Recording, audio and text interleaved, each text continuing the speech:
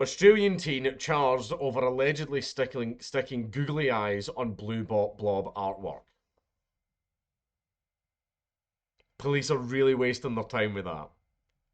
Over like a Reddit tier prank, Reddit tier graffiti.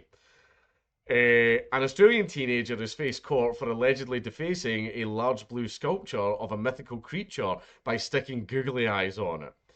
Oh my God.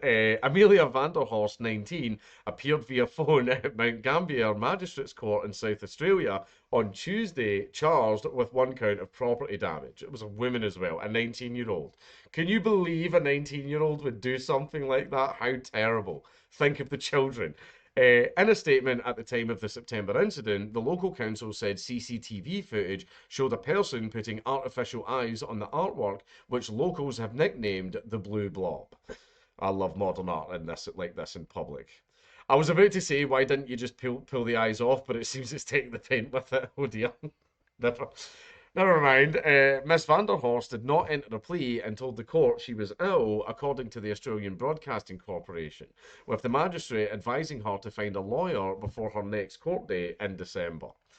A day after the alleged incident, the local mayor said repairs to the much loved public artwork would be costly as the stickers could not be removed without damaging the sculpture. Alcohol wash. Just needle syringe, alcohol wash takes it straight off. Did you not do it? I can tell you haven't. You've just pulled them straight fucking off. That's what you've done. If you were worried about that alcohol wash, just a syringe with alcohol, as in like pure ethyl alcohol, like yeah, that would have worked. Negates pretty much all glue. Just get it round the back of it, pull back slowly. There you are. I could have done it. Shout on me, fly me out. I could have done that in 2 seconds. Some idiot from the council has just ripped them straight off. Fucking idiots. We're worried about damage to the statue. Like fucking, of course it get damaged, fucking clowns. This willful damage to a valued public artwork is inappropriate and disrespectful. I think it looks stupid. I think it looks horrendous and not nice at all.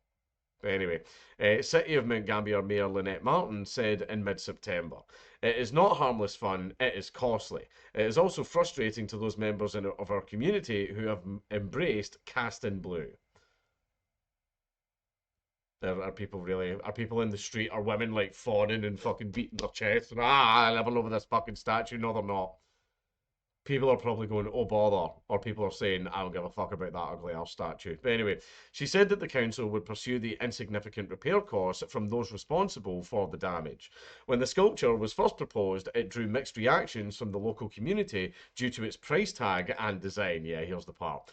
How these pieces of art apparently cost like so much money. I have a personal example, which I'll give at the end. Costing $136,000 dues, which is £68,000 in real money, the artwork represents a mythical megafauna, with the sculpture's designers inspired by an ancient marsupial anteater found in local caves that was massive, lumbering, and fascinating. That looks shite. That looks shite. If someone said, do you want this in your town? I would have said no. I would have said no, that looks dumb. It does, it just looks stupid. I don't like that. I think it's hideous. I realise art is in the eye of the beholder. Maybe there are people who like it. Yeah, sure. But I think it looks dumb and I wouldn't want it where I live. I hate modern art. Oh, there we are. We're at the end of the article then. Right, see putting up pieces of art like this that are worth stupid amounts of money that could have went into, I don't know, rebuilding the town or whatever. It's dumb. It's stupid. Basically, if the town has a poverty problem or basically a amenities problem or anything like that, then you shouldn't be dumping stupid amounts of money into art by some fucking liberal student. Right, it's just money laundering or something like that's all it is. And then a personal example that I have in Coatbridge is we're in an area called the Sink in Coatbridge. Basically, Coatbridge is actually kind of cool because you can still see it on Google Maps. You can follow it. Coatbridge was a mining town, a steelsmithing town. That's what it was. It was a big smelting town, and there used to be. I can still remember it being there as a child. That's how fucking old I am. The old steelworks used to be where the B&Q and the Burger King is right now. That used to be a giant steelworks, and it was abandoned, and we used to go inside and play in it. Fine, I'm nearly 40. I can joke about that. I'm not going to get in any trouble from my dad. But basically, that's what it used to be. And there was a canal that led all the way right through it. It used to come from, see the canal up at Drumpellier Locks? It used to come all the way down there, all the way through West End Park, all the way down through the sink, which was a crossing area, so that the little coal barges or steel barges would they would loop the ropes around so that they could pass each other. And then went under the bridge where Riley's pool hall is, down, see that little garage at the bottom of the flats? It used to go down through there, up by the police station, all that. Yeah, the canal went all the way through all of that. Right, you can even follow the path if you look at it on Google Maps. And that didn't get all done up. The sink used to be just a little square pond of water that was just completely packed full of shopping trolleys and used heroin needles. That literally, you could see needles in the water, right? And it was just bad. They ripped all of that out and done it all up. That's fine, that's great. However, just at the top of the sink, now so you'll see this Particoat Bridge, this is me just going into some deep lore now. Up at that Particoat Bridge, there's two Tunnock's tea cake statues. Right? They've got two Tunnock's tea cake statues which are sitting right there. Those were 80 grand. Those Tunnock's tea cake statues were 80 grand. Right now, no. If you've went up Coatbridge Main Street and you see every single shop shut the fuck down, the Quadrant Shopping Centre's being fucking demolished. We've got that disused council building that's sitting there for fucking years. We had another disused council building which has sat there for even fucking longer. I have never seen that building used for anything since I was a child. The Coatbridge Main Street is dying. It's dying and it's getting fucked up. It's a completely dying town. And you're spending 80 grand on two Tunnock's tea cake statues. To be seen by fucking who?